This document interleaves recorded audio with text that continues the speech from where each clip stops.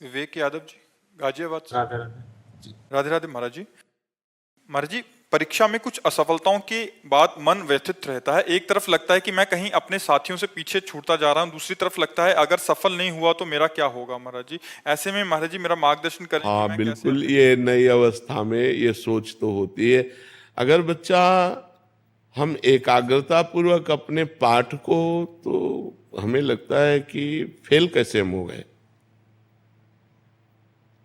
आपके ग्रंथ इतने बड़े बड़े नहीं, हमारे ग्रंथ इतने मोटे मोटे हैं। स्वाध्याय हर चीज का 10 साल पहले पढ़ा होगा, अगर वो बात पूछोगे तो अभी 10 मिनट में पूरी उसकी व्याख्या करके बता देंगे। अगर आप प्रयासरत हो, प्रयत्नरत हो, तो अपने विषय में असफल कैसे हो जाते हो।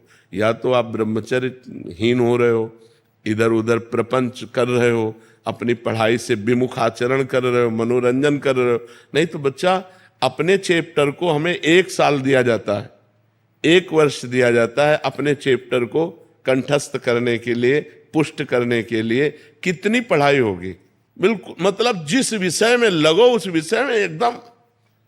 तो हम कह रहे हैं तुम्हारा जो चैप्टर है हम उसे कंठस्थ कर सकते हैं।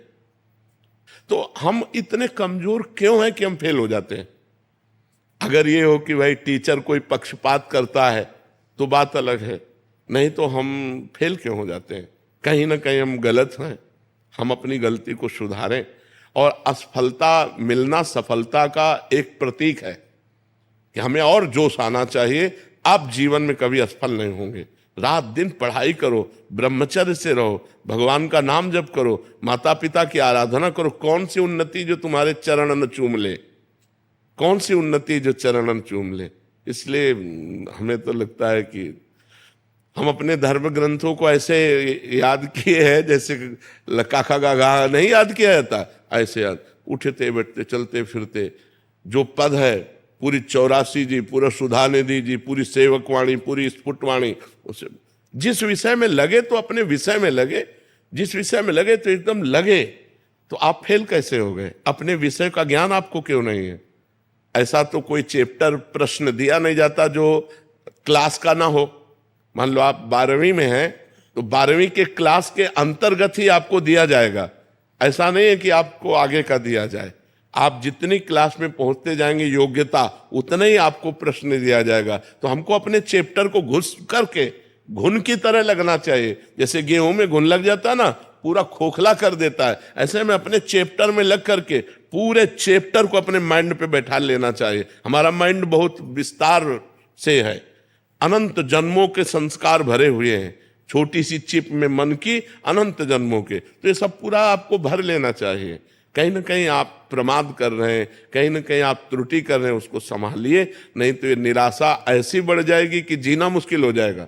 बच्चे, अभी बच्चे हैं ना, अब जैसे देखा कि जैसे इन्होंने कहा हमारे दोस्त सफल हो रहे हैं, तो दोस्तों के सामने नीचा, घर परिवार में जाने पर कि यार हमने यार इतने रुपए लगाए और तुम फेल हो गए, यार ठीक नहीं है। अब वो अंदर से इतना घुट जाता है कि उसे एक रास्ता दिखाई देता है।